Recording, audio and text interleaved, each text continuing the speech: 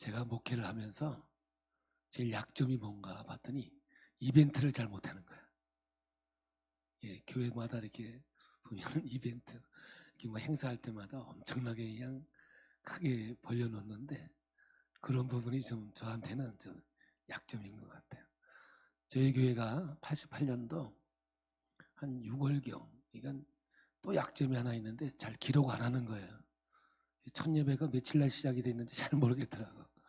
9월 10일 날은 상가에서 이제 첫 예배를 드린 날이 9월 10일 날인데, 첫 예배 우리 선혜원식 장로님, 박미순 권사님 가정에서, 그러니까 그때는 성도님이었죠.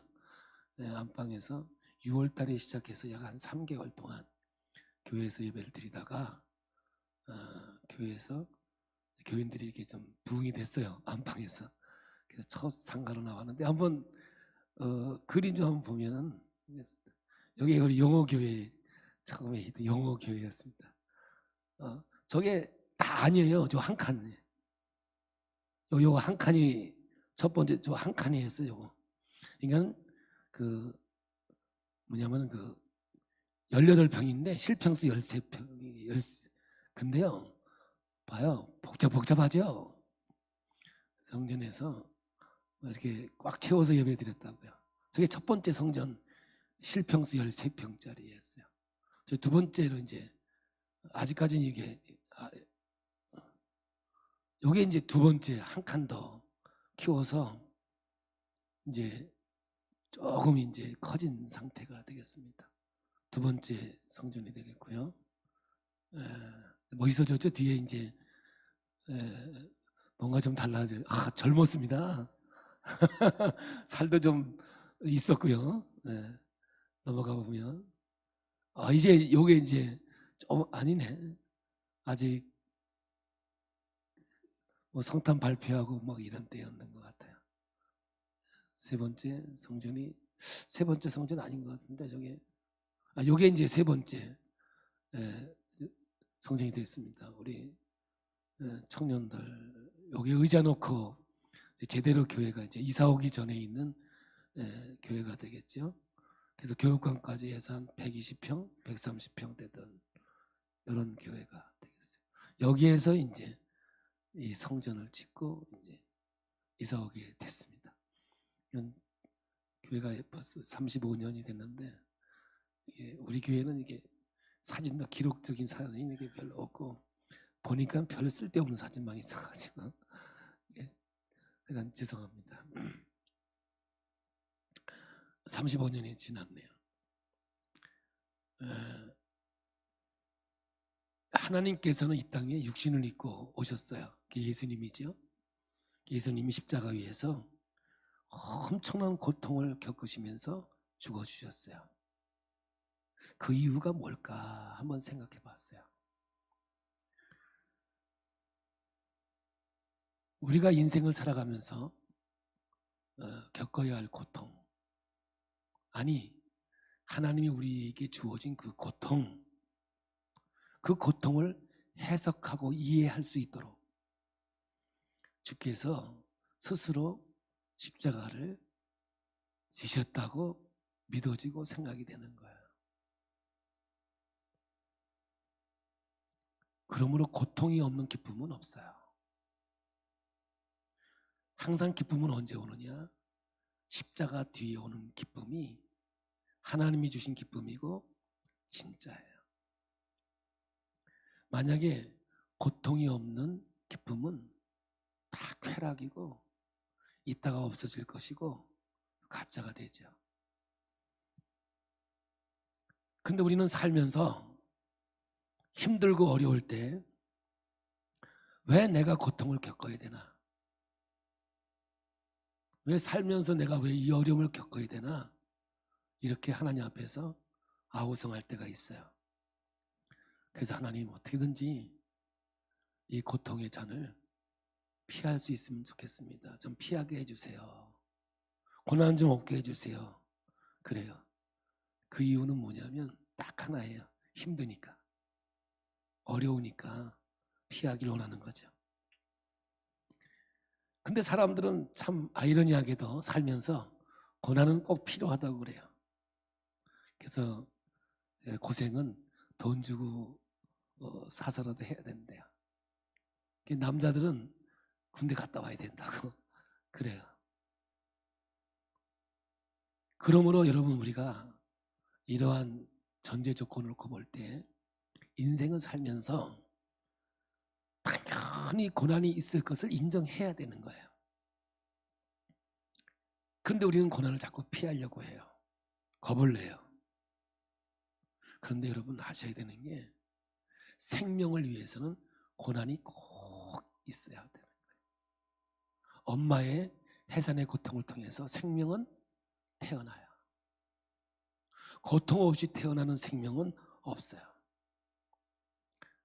그러므로 우리가 거듭나기 위해서, 영원한 영생을 이루기 위해서는 누군가가 고통을 치료해야 되죠. 이 거듭남을 위해서는 반드시 고통이 있어야 되는데, 그 고통을 예수님이 십자가에 져주신 거예요. 서론에 제가 얘기했듯이 그 이유는 우리에게 앞으로 주어질 고통, 그 어려움을 어떻게 해석하고 이해해야 되는지. 그래서 고통이 해석되어지고 이해만 되어지면 여러분 스스로 이 고난을 어려워하지 않고 그 길을 간단 말이죠. 그렇게 되면 고난이 주는 유익을 알게 되고, 고난이 주는 그 유익을 알게 되면 어떠한 시련도 고난도 이겨내는 것이고, 닥쳐온다 해도 두려워하지 않는 거죠. 파도 타는 사람들을 서퍼라고 그래요. 저는 한 번도 타본 적은 없어요. 수영은 해봤지만. 근데 그 사람들 아주 환장해요. 굉장히 좋아해요. 근데 그거 잘못해서 죽어요. 엄청나게 힘든 거거든요. 그러니까 이런 이 서퍼들이 고통스럽지 않은 게 아니에요. 그러나 그 파도를 탈 때 밀려오는 그 즐거움이 이루 말할 수 없는 거예요. 저는 산 타는 사람 아직 잘 이해가 안 돼요. 왜 그 추운 데 가가지고 그 높은 산을 그냥 동상을 걸려가면서 올라가는지 몰라요. 그리고 인터뷰를 해보면 가다가 죽어도 영광이래. 아이고, 뭘 산에 올라가다 죽는 게 영광이냐고. 근데 거기에는 그 쾌락이 있고 그 인생의 즐거움이 있는 것 같아요. 또 얻어지는 교훈도, 고난을 통해서 주어지는 교훈도 엄청나게 많을 거예요.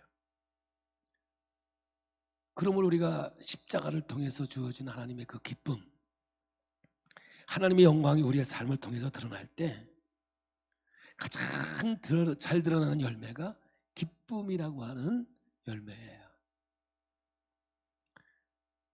우리가 무엇을 해서가 아니고요, 우리가 무엇을 들여서 와지는 기쁨이 아니에요. 이 기쁨은 하나님을 기뻐하는 거예요. 그래서 하박국 선지자가 열매와 소출이 없어도 그는 여호와로 인하여 기뻐한다고 신앙 고백을 하고 있어요. 그러므로 오늘 우리들의 인생의 삶의 목적이 바로 이 기쁨이어야 된다는 거예요. 아이가 엄마의 품 안에 있을 때 누리는 그 즐거움, 그 평화, 그것이 그 아이에게는 기쁨이 되지만 하나님 앞에서는 크게는 영광이 된다는 사실이죠. 그러므로 우리가 하나님 앞에 온전히 영광 돌리는 게 뭐냐? 기쁨이라는 거예요. 기쁨이 없는데 어떻게 하나님 앞에 영광이 되겠어요? 그래서 내가 예수로 인하여 기뻐하는 것이 결국 하나님께 영광 돌린다라는 단어의 열매가 되는 거죠. 그래서 기쁨이 그리스도인에게는 능력이 되는 거예요. 기쁨이 하나님 앞에서 축복이 되는 거고요. 그 기쁨이 우리들의 인생에 있어서 지금 경험하고 추구하는 그 어떠한 것과 비교할 수 없는 하나님 앞에서 행복이 되어야 되는 겁니다. 사람들이 결혼하면 다 행복한 줄 알아요. 그런데 결혼할 때는 두 개의 반지를 끼고 온대요. 하나는 행복, 하나는 고난이라는 거예요. 보이지 않는 반지를 끼고 결혼을 한 거야. 그래서 행복한 줄 알고 결혼했더니 행복이 없어요. 갈등이 오고 고난이 오는 거예요. 그래서 다는 아니에요. 많은 사람이 속았다고 그래요. 우리 큰형수는 지금까지 속았다고 그랬는데 결혼하고 나서 내가 속았다고 그래요. 근데 속은 게 아니라 잘 모르고 결혼한 거예요. 결혼은 항상 기쁨과 고통이 동시에 함께 따라오는 거거든요. 엄마가 아이를 잉태하면 굉장히 기뻐하죠. 그런데 10달 동안 이게 보통 일이 아니겠습니까? 기쁨이 오지만 고통은 따라오는 거 아니에요? 10달 내내 입덧하는 사람이 있어요. 제가 초창기에 그 앞에 현대아파트에 은행이 있었거든요. 상업은행인가 그런 거 있었는데 거기 이제 부인이 하나 저희 교회에 이제 등록하고 다녔어요. 근데 이분이 임신만 하면 없어지는 거야. 3번이나 유산을 하고 4번째는 의사가 일어나면 안 된다. 당신은 자궁이 약해서 일어나면 애 떨어지니까 누워서만 있으라 해가지고 여러분 애 날 때까지 누워 있었다니까. 세수도 안 하고 목욕도 안 하고 적어도 내가 볼 때는 8개월 이상은 누워 있었어요. 밥 다 시켜 먹었어요. 신방을 가면 송장 썩는 냄새가 나요. 얼굴에 그냥 수건으로만 닦았는지 모르지만 약간 아이고 손을 이렇게 하면 우리 옛날 어렸을 때 똑같아. 때가 그냥 덕지덕 있을 정도로 머리도 못 감아. 머리 감으면 안 되니까 떡이 돼가지고 있는 거야. 그거를 10개월을 참더라고요. 그리고 애를 낳았어요. 그랬더니 뭐냐면 전사님 절대 애를 안 낳는다더니 또 임신했어요. 고통은 있었으나 고통 뒤에 오는 그 생명이 기쁨이 고통을 이길 수가 있고 고통을 다 점령해버리는 거예요. 참 어머니는 위대한 거예요. 엄마가 머리가 나빠서 또 임신하는 게 아닌 것 같아요. 그 생명의 아름다움이 있어서 오늘 본문에도 여자나가 해산하게 되면 그때가 이르렀으므로 근심하나 아기를 낳으면 세상에 사람 난 기쁨으로 말미암아 그 고통을 다시 기억하지 않아. 그러니까 너무 기쁘면 고통이 기억이 안 나는 거예요. 저는 오늘 35주년 된 이때에 이 말씀이 오늘 우리 기쁨의 교회에 기쁨이라고 하는 단어 속에 하나님이 주시는 이 기쁨의 단어 속에 다 포함이 있다는 거예요. 인생을 돌아보니까 우리 교회에서 그래도 그 상가에 조그만 교회에서 목사가 10명이 나왔더라고요. 이금현 권사님까지 사모가 4명 나왔어. 하여간 이렇게 저렇게. 그리고 제가 서울이나 이렇게 집회를 가다 보면 집회 끝나고 나서 이렇게 와서 목사님 하고 인사하면 우리 교회에서 제자훈련하고 다 신앙 성장해가지고 진급해가지고 하여간 진급이 문제야.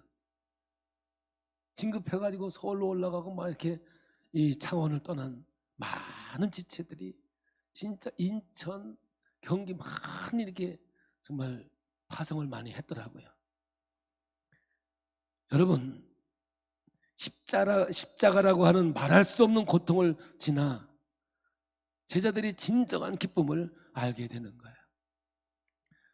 기쁨의 교회가 35년 동안 오면서 우리 성도님들의 수고와 애씀이 얼마나 여기에 녹아났습니까? 참 돌아보면 우리 개척부터 지금까지 수고하고 애쓴 한 분 한 분들이 얼마나 귀하고 아름다운지요. 얼마나 복되는지 그 수고와 고통 속에서 이 교회는 성장해 왔고 오늘 여기까지 하나님께서 인도해 주신 줄 믿습니다. 여러분 십자가라고 하는 말할 수 없는 고통을 지나고야 구원의 기쁨, 부활의 기쁨의 진정한 기쁨이 임하게 된 거예요. 가짜는 고난 통과하지 않는 거예요. 고난을 통과하지 않는 기쁨은 다 가짜예요.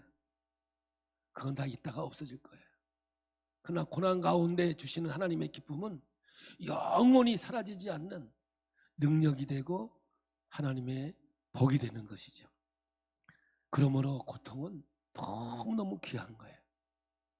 고통을 나쁜 것으로 보아서는 결코 안 됩니다. 저는 하나님을 진정 만났을 때가 제가 가장 육체적인 고통이었을 때 병원에 입원했을 때예요. 그때 주님을 만나고 제 삶을 완전히 바꿔버리는 터닝 포인트가 된 그 순간이 문제가 해결되었을 때가 아니었어요. 육체적인 고통이 해결되었을 때가 아니었다니까요. 육체적인 고통 가운데 예수님을 만남으로 내게 주어진 하나님의 희망이었고 소망이었고 기쁨이었습니다. 고통을 참는 이유는 시간이 지나면 참 자유, 기쁨이 동반하기 때문입니다. 생명과 고통은 불가분의 관계를 가지고 있습니다. 그래서 고통을 피하면, 고통을 내려놓기를 원하면 하나님의 그 큰 기쁨을 누릴 수가 없습니다. 영생의 기쁨, 부활의 기쁨을 체험할 수도 없습니다. 그렇다고 고통을 즐기라고 하기는 좀 뭐하지만 고통은 생명의 일부인 거예요. 엄마의 그 해산의 고통 속에서 생명은 태어납니다. 고통 가운데 태어났기 때문에 고통은 삶의 일부라는 것을 우리는 받아들여야 되고, 받아들여야 인생의 기쁨이 뭔지를 알 수가 있는 거거든요. 여러분, 한센씨 병, 나병, 문둥병은 특징이 고통이 없는 거예요. 코가 없어져도 몰라요. 손가락이 잘려나가도 아픈 줄 몰라요. 그래서 그들은 손을 잘 대어요. 왜냐? 뜨거운 거를 잡아도 뜨거운 걸 못 느끼는 거예요. 그들의 소원이 뭔지 아세요? 고통을 느끼는 거예요. 그래서 그들은 하나님께 무슨 기도하는 줄 아세요? 하나님, 내게 고통을 느낄 수 있는 능력을 달라요. 왜냐? 고통을 느끼는 순간 나병에서 자유를 입은 거기 때문에 그래요. 고통이 환경적 상황으로 확장된 것을 고난이라고 말하고요. 그리고 좀 큰 규모를 환난이라고 말해요. 고난과 환난은 힘들다라는 겁니다. 그러나 그 고통의 의미가 해석이 되기만 하면 누구나 인내하고 누구나 받아들입니다. 그래서 서론에 예수의 십자가의 사건을 왜 우리에게 주었을까? 이 고통을 해석할 수 있는 능력을, 해석할 수 있는 하나님의 역사를 우리에게 십자가를 통해서 보여주고 있는 거예요. 그 뒤에는 부활의 기쁨, 구원의 기쁨이 있다는 것이죠. 그러나 이 고통이 의미가 해석되어지지 않으면 이해가 안 되는 거예요. 그래서 하나님을 원망해요. 하나님을 향해서 삿대질도 해요. 그러나 고통이 해석만 되어지면 고통을 향해서 뛰어드는 사람들이 있어요. 순교자들, 선교사들 볼 때 그런 거예요. 여러분, 그 뜨거운 날 축구 왜 합니까? 어? 재미있으니까 하는 거 아니겠어요? 즐거우니까 하는 거예요. 뭐 하다가 부러지기도 하고요. 군대에서요, 축구만 없으면 60% 환자 없어요. 근데 그 다쳐가면서도 축구를 해요. 어떤 사람은 찔뚝찔뚝 하면서도 해요. 왜냐? 그렇게 재미있거든요. 번지점프 왜 합니까? 떨어지면서 있는 대로 비명을 다 지르면서 짜릿한 게 있나 봐요. 저건 하고 싶지는 않습니다. 그러나 우리는 모든 것들을 해석이 되어졌을 때 그때 깨달아요. 고통은 해석의 관점이구나. 해석의 차이구나. 해석이 되어진 사람은 신앙이 뭔지를 아는 사람이고, 해석이 아직 안 돼 있는 사람은 내가 왜 이 시련을 당해야 되는지, 내가 왜 이 고통을 당해야 되는지 이해를 할 수가 없는 거예요. 받아들일 수가 없는 거예요. 그래서 어떤 종교는 고통을 고해의 바다라고 그래요. 근데 기독교는 아니에요. 기독교에서의 고통은 은혜의 바다예요.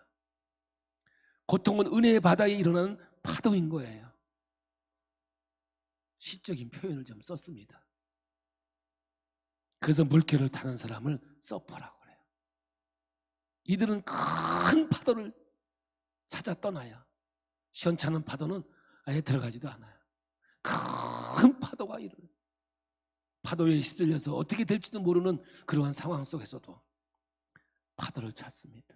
그리고 그 파도를 타면서 즐기고 있는 거예요. 산을 타는 사람들 보세요. 죽을 줄 알면서도 산을 탄단 말이죠. 왜? 우리는 예수님을 통해서 그런 고난이 해석되는 능력을 겪어야 된다는 거예요. 왜 그럴까요? 예수님은 십자가에서 고통의 클라이맥스, 더 이상 고통이 없는 그 순간까지 우리 예수님은 갔었어요. 그리고 죽음으로 모든 것을 이루었어요. 그러나 사흘 만에 부활함으로 인하여 영원한 기쁨이 뭔가를 보여줬습니다. 교회는 언제나 십자가를 걸어놓습니다. 여러분, 왜 십자가를 걸어놓습니까? 십자가는 고통의 상징입니다. 십자가는 고난의 상징이죠. 액세서리가 아니에요. 그 고난이 우리의 인생의 문제를 해결했다고 하는 아이콘입니다. 이 십자가는 하나님이 우리를 향해서 내가 너를 사랑해, 나는 너밖에 몰라, 이 고백이 바로 십자가의 모습이에요. 그러므로 어쨌든 우리가 십자가가 해석될 때 고통 가운데로 뛰어들 수가 있는 거죠.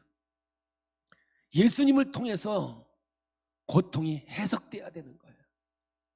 십자가를 통해서 우리가 신앙적으로 이것이 해석되지 않으면 여러분, 하나님이 주시는 영원한 기쁨, 사라지지 않는 기쁨을 누릴 수는 없는 거예요.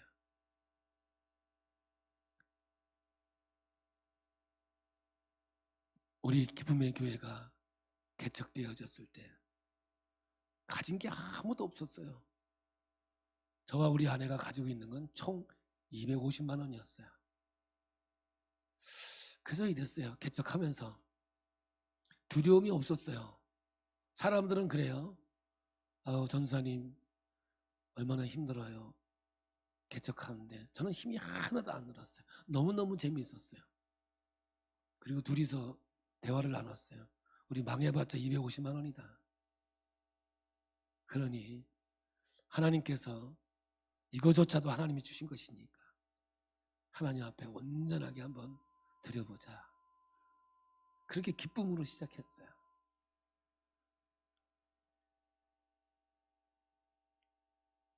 제가 목회를 하면서 느끼는 것은 한 사람이 전도받아서 복음을 들을 때 변화되는 모습을 볼 때 그 희열은 말도 못해요.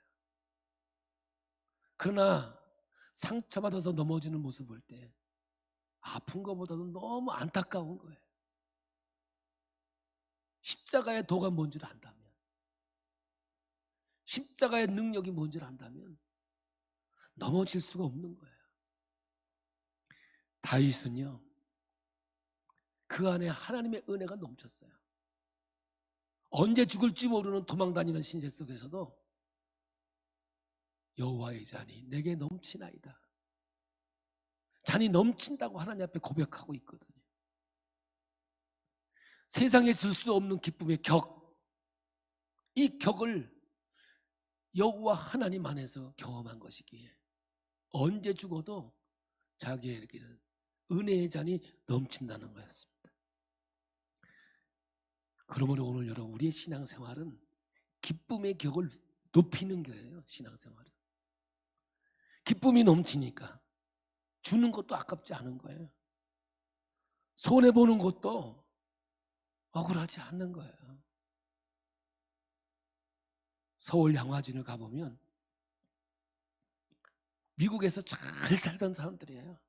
인류 대학을 나온 사람들이에요. 다 박사까지 공부 엄청나게 꿈을 가지고 공부한 사람들이에요. 근데 그들이 하나님 앞에 붙잡혀요. 얼마든지 복을 누리며 살아갈 수 있는 사람들인데 그 복을 차버리고 조선 땅에 와서 복음 전하다가 다 죽었습니다. 여러분, 양화진에 가보면 축복이라는 단어가 있는데요, 거기에는 축자가 뭐냐면 걷어찰 축, 축구할 때 축자를 썼어요. 여러분, 이들은 하나님을 경험하고 나서 자기에게 누려야 될 복을 다 걷어찼어요. 바울도 예수 안 따라왔으면 그는 세상적으로 랍비였고 정말 높은 위치의 권력을 휘두를 수 있는 그러한 사람이었어요.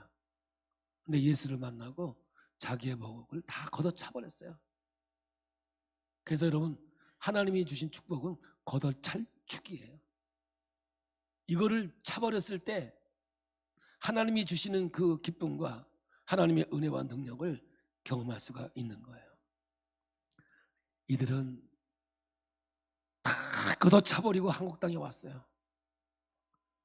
그리고 생명을 아낌없이 다 쏟아 부어주었어요. 축복을 다 차버리고 내 복은 축소하고 남에게 복을 더하겠다. 어떻게 이것이 가능하겠습니까? 하나밖에 없어요. 고통의 의미를 알고 고통의 의미가 해석되어지고 기쁨의 의미를 알면 그러한 삶이 가능한 겁니다. 수많은 사람들이 자기가 걸어가는 축복의 길을 다 차버리고 예수의 길을 걸어오는 사람이 이 땅에 얼마나 많은지 몰라요. 내가 예수 안에서 더 복받는 존재가 아니라 이미 복을 받은 것을 남에게 넘겨줄 수 없을까?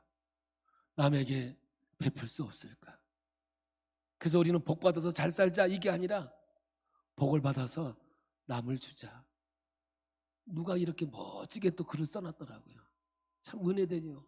이게 기독교의 신앙의 열매죠. 그래서 여러분, 이 기쁨이 내 안에 들어오면 진짜 기독교인들은요 이기적일 수가 없어요. 이타적인 그리스도인은 있으나 이기적인 그리스도인은 없어요. 그러면 진짜와 가짜를 어떻게 분별할 수 있느냐? 이타적인 신앙은 진짜예요. 이기적인 신앙은 여러분 작아요. 그래서 여러분, 신앙생활 하다 보면 여기도 작아 저기도 작아, 작아가 천지요. 오로지 자기 중심이에요. 여러분, 이 피아노 망가뜨리려면요 제가 일주일만 치면 이거 다 바뀌어. 난 기술자가 아니거든. 그러나 피아니스트가 치면 칠수록 소리가 좋아져. 참 신기하죠? 우리 몸도 마찬가지예요. 이기적이면요 반드시 무너지게 망가지게 돼 있어요. 하여간 나를 최고 빨리 망가뜨리는 것은 내가 내 마음대로 하는 거야. 그런데 우리 몸을 하나님께 맡겨버리면 할렐루야, 2만 원짜리 피리도 동이의 곡이 나와. 아무것도 아닌 기타도 어째 그렇게 소리가 아름다운지 말도 못해. 마른 막대기와 같은 우리 인생을 하나님의 손에 맡기니까 멋있는 조각품을 만들어서 세계 인류의 정품을 만들어내는 하나님의 놀라운 역사가 있게 되는 거예요. 그 지난주는 제가 기쁨을 해석했어요. J-O-Y, 조이, 기쁨을 예수로 충만한 것이 기쁨이다 그랬어요. 뭐 까잡었는지 모르지만 했어요. 지난주에 대세김들도 했고요. 그래서 오늘은 또 다른 해석을 좀 했어요. 뭐냐, 예수가 첫째예요. 할렐루야. 아더 남이 둘째예요. 유, 내가 세 번째라. 남을 나보다 낮게 여길 때 고난의 의미를 아는 자고 진정한 기쁨이 뭔지를 십자가의 능력을 통해서 깨달은 자의 삶이라는 거예요. 그래서 기쁨이 무엇인지 아는 사람은 절대로 실망하거나 절망하거나 좌절하지 않아요. 왜? 기쁨이 그 좌절을 이기고 구원의 기쁨이 우리의 절망을 이기는 하나님의 능력이기 때문에 그렇습니다. 할렐루야. 하나님이 아브라함을 불렀습니다. 내가 복이 될 것이라는 거예요. 복 주겠다는 말이 없어요. 네가 복이라는 거예요. 왜? 내가 너와 함께 하니까. 요셉이 애굽에 팔려갔어요. 성경에는 내가 너와 함께하니, 하나님이 함께하니 형통하 복이라고 했습니다. 누명을 써서 감옥에 갇혔습니다. 지하 감옥에. 그런데 하나님이 너와 함께하니 복이라고 하고 있습니다. 우리는 복받은 자거든요. 하나님을 만난 사람은 자기가 복이에요. 내가 복입니다. 그러니 뭘 복을 찾아요. 복의 기준이 난데, 하나님의 자녀가 되면 더 이상 복을 갈망하지 않아요. 내가 복의 기준이 되기 때문에 그러는 거예요. 얼마나 놀라운 말씀입니까? 더 이상 복 때문에 갈증을 느끼지 않습니다. 써주셔서 감사하지 않습니까? 불러주셔서 감사하지 않습니까? 그래서 항상 기뻐하라고요. 하나님의 명령이라니까요. 저의 소원이 있다면 우리 기쁨의 교회 성도들이 예수에게 붙잡혀 살았으면 좋겠어요. 말씀에 붙잡혀 살았으면 좋겠어요. 이 고난 가운데 오는 기쁨을 좀 경험하시고 기쁨의 능력이 뭔지 깨닫고 어떠한 환경과 상황 속에서 절망하지 아니하고 기쁨이 모든 것을 이기는 능력이 됩니다. 저는 방망 먹고 다니면서 얘기합니다. 기쁨이 질병을 이긴다고. 어떠한 병이 있을지라도 그 병이 기쁨을 절대로 이기지 못한다고. 기쁨이 내 안에 충만하면 병만은 떠나가게 돼 있습니다. 그게 하나님의 구조예요. 그래서 하나님도 우리를 보시고 기쁨을 이기지 못한다고 스바냐에 말씀하고 있고요. 우리를 창조해 놓고 너무 보시기 좋아서 심히 앞에다가 글렀다니까. 보기에 좋았어요. 기쁨인 거거든요. 여러분, 모든 질병은 기쁨을 빼앗긴 데서 오는 거예요. 육적이든 영적이든 기쁨을 빼앗기면요, 내가 알지 못하는 질병들이 내 안에 와서 나를 넘어지게 하는 거예요. 그러나 치유의 능력은 뭔지 아십니까? 성령 충만이에요. 성령 충만이 뭐예요? 기쁨이에요. 성령 충만의 증상은 기쁨으로 드러나게 돼 있다고요. 그래서 하나님은 뭘로 영광 받으시느냐? 기쁨으로 영광을 받으시는 하나님이세요. 내 안에 기쁨이 충만하게 차오르면 세상의 부조리에 분노하지 않는답니다. 존 오토버그 목사님이 불만이란 이렇게 표현해요. 하나님이 계셔야 할 자리에 하나님을 밀어낸 것, 이렇게 말해요. 그냥 하나님이 안 계시는 곳에 불만이 생기는 거예요. 오늘 우리는 이 세상에 살아가면서 불평불만합니다. 왜 그럴까요? 하나님이 계시지 않기 때문에 그렇다는 거예요. 하나님은 하루가 천년같이 천년이 하루 같은 카이로스의 시간 개념을 갖고 있어요. 그래서 언제나 하나님은 영원히 오늘이에요. 하나님은 처음부터 끝까지 회전하는 그림자가 없어요. 그냥 오늘밖에 없어요, 하나님은.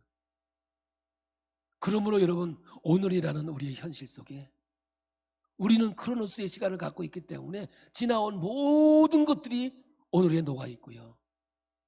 앞으로 인생을 살아간 모든 것들이 오늘에 녹아 있는 것이지요. 그러므로 오늘 여러분, 우리 인생은 오늘을 살아가. 그래서 기독교의 종말론은 현재적 종말론이에요.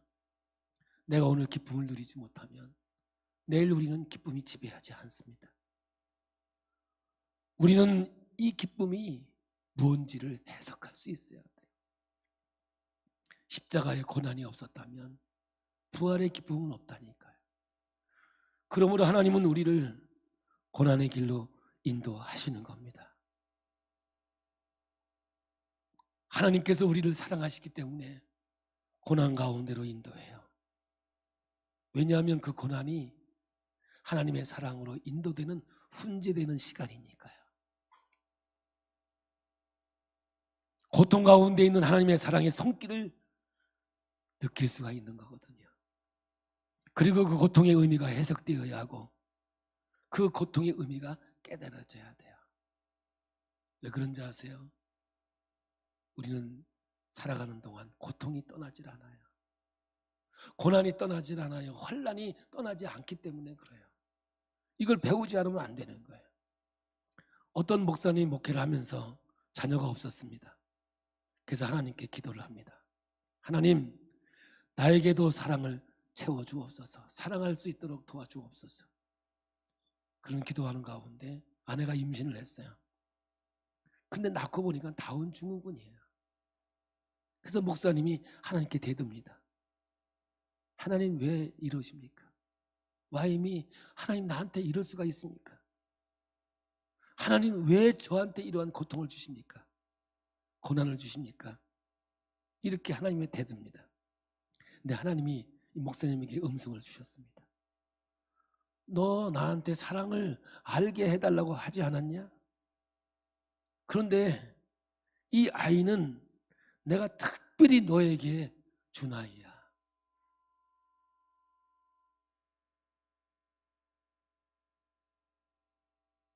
이 아이는 내가 사랑하는 아이라는 거야. 그러니 이 아이를 키우면서 하나님의 사랑이 무엇인지를 깨닫기를 바란다는 거예요. 꼭 호세아가 고멜과의 관계 속에서 고멜을 잡아오는 반복되는 그 과정 속에서 하나님의 마음을 알게 된 거예요. 그래서 알자. 하나님의 마음을 알자. 하나님이 우리를 얼마나 사랑하는지, 끝까지 사랑하는지 알자는 거예요. 우리나라보다 여러분 외국에서는 우리나라에 다운 증후군, 자폐 이런 아이들을 입양합니다. 그 힘들고 어린 아이들을 왜 입양해서 키울까요? 저들에게는 고통이 아니라 고통을 넘어선 사랑이라는 것을 알기 때문에, 의미가 해석되었기 때문에 엄마의 해산의 고통을 통해서 생명이 태어나고 그 기쁨이 어마어마하다는 것을 깨닫게 된 거예요. 여러분, 편안한 곳에는 사랑을 느낄 수 없어요. 편안한 자리에서는요, 사랑이 없어요. 사랑이 뭔지 몰라요. 여러분, 호강하시면 사랑을 받는 줄 아십니까? 편안한 데는 사랑이 없어요. 몸이 편안하면 사랑을 느낄 수 없어요. 우리의 자신을 의지해서 살 수 없는 환경으로 가야 하나님의 사랑을 느낄 수가 있는 거야. 그래서 하박국 선지자가 하나님이 계시기는 계신 겁니까? 하나님 앞에 대들다가 그 어마어마한 고통과 아픔 속에서 하나님의 사랑을 발견하게 되는 거예요. 십자가의 사랑인 거예요. 내가 할 수 있는 일은 하나님의 일이 아니에요. 하나님의 일은 저와 여러분의 힘으로 할 수 없습니다. 35년 여기까지 왔는데 진짜 내가 한 게 아니에요. 돌아보면 하나님이 다 하셨어요. 초창기부터 우리가 함께 만나 여기까지 왔는데 참 수고를 아끼지 아니했던 우리 성도들, 그리고 교회를 떠나서 다 갔지만 늘 우리 교회를 위해서 기도하시고, 어떤 권사님은 그러더라고요. 목사님, 용호교회를 위해서 지금도 내가 한 번도 기도를 쉬지 않고 기도합니다. 순복음교회 가는 데도 있더라고요. 함께 제자훈련하고 말씀을 나눴던 그 사랑하는 우리 지체들이 진짜 사랑을 잃지 않고 어디 있든지 함께 기도해 줬던 그 아름다운 손길을 발견합니다. 저는 이영표 선수를 참 좋아합니다. 그분의 간증에 이런 말이 있어요. 사람이 물어봅니다. 심판이 불공정할 때 화가 나서 어떻게 게임할 수 있겠습니까? 그랬더니 이 이영표 선수가 하는 말이 뭐냐면, 불공정한 심판도 게임의 일부분으로 받아들여야 된다는 거예요. 그렇지 않으면 그 게임을 망친다는 거예요. 그렇습니다. 우리 인생 속에 다가오는 이 고난은 인생의 한 부분으로 우리는 받아들여야 돼요. 어디서 해석이 돼요? 십자가를 통해서 우리가 해석해야 돼요. 이것이 해석되지 않으면 우리는 늘 원망해요. 그리고 이 노래를 끊임없이 해요. 한많은 이 세상, 일생 동안 한많은 인생이야. 나는 우리 어머니가 어떨 때는 이럴 때는요, 왜냐, 자식은 9 낳았지만 2을 먼저 보냈거든. 근데 이상하게 죽은 놈이 다 똑똑해. 우리는 다 바보고. 저기 가고 그놈들이 살아있어야 되는데 있을 놈은 가도 될 놈이 있다니. 그게 참, 그 자식을 떠나보낸 엄마의 마음에 그 한이 얼마나 고통이 있는지 몰라요.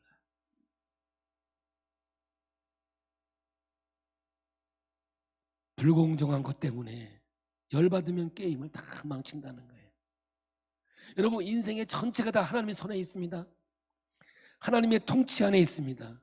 이것을 우리는 받아들여야 우리의 신앙이 자기 고집에서 벗어날 수가 있는 거예요. 자아에서 해방이 돼야 돼요.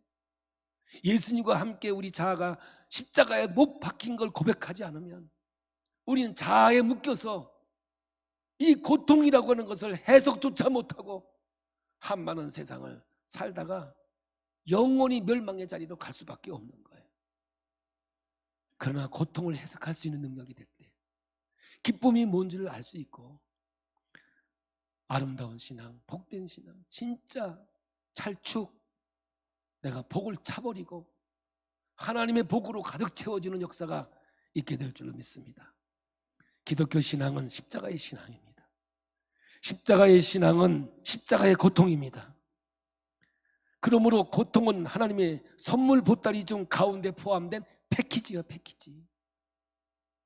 만약에 내 인생 속에 고난이 없다면 그건 신앙이 아니에요. 그거는 가짜예요. 그래서 신앙이 성숙되어지면 고통과 고난은 위장된 축복이라고 고백한다고 그럽니다. 고통이라는 포장지에 하나님의 내용물 은혜를 싸서 우리에게 하나님이 주신다는 겁니다. 그러므로 고난이 은혜는 거죠. 그러니 돌아보니 다 하나님의 은혜였고, 다 하나님이 계획하신 것고 하나님의 역사였던 것이죠. 저에게 고난이 없었다면 여기까지 올 수 있었겠습니까? 정말 저는 결혼할 때 아무것도 없었습니다. 살림을 인천에서 살았습니다. 인천서 새벽 예배 드리면서 제 학교가 협성신학이 마석에 있었습니다. 마석은 춘천 가는 중간에 있습니다. 그래서 인천에서 우리 교회 집에서 학교를 가는데 3시간 반입니다. 버스를 타고 7정거장 가면 주안역이 나와요. 주안역에서 기차를 타고 용산역까지 시루, 완전히 가방이 위에 있으면 떨어지지도 않습니다. 이미 제가 탈 때는 의자도 없습니다. 용산에 내려서 학교 스쿨버스를 타고 학교를 가면 딱 3시간 반 걸려요. 공부를 끝나고 3시간 반을 옵니다. 근데 재미있었습니다.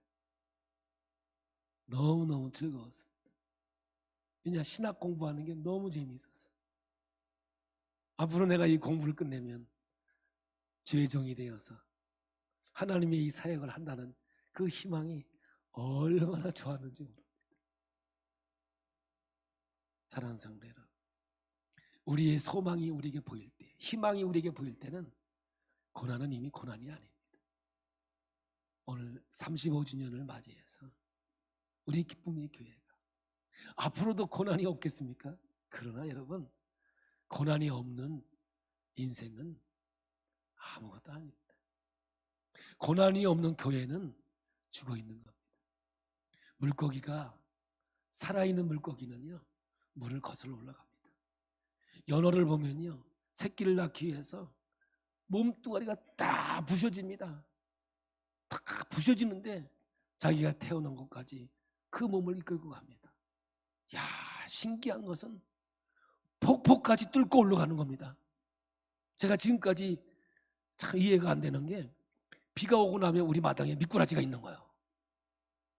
물이 있는 것도 아니야. 물이 흐르는 것도 아닌데 미꾸라지가 마당 가운데에 있어요. 그래서 미꾸라지가 왜 있지? 그럼 우리 아버지가 그래요. 미꾸라지가 비 올 때 그거 타고 올라가다 떨어져서 그럴 때, 이해가 안 돼 아직까지는. 근데 살아있는 물고기는 거슬러 올라갑니다. 근데 죽은 물고기는 물길 따라 다 흘러내려가 버리고 맙니다. 사랑하는 우리 기쁨의 교회 성도 여러분, 십자가가 뭔지 아는 사람, 십자가의 고통이 뭔지 아는 사람, 고통을 해석합니다. 그래서 인생의 기쁨이 뭔지 알고 절대로 좌절하거나 넘어지는 것이 아니라 서퍼가 큰 파도를 찾아서 그 파도를 차듯이 멋진 인생, 아름다운 인생을 살아가는 하나님의 자녀가 된다는 사실을 오늘 말씀을 받으셔서 멋진 인생, 아름다운 인생이 되기를 예수의 이름으로 축복합니다.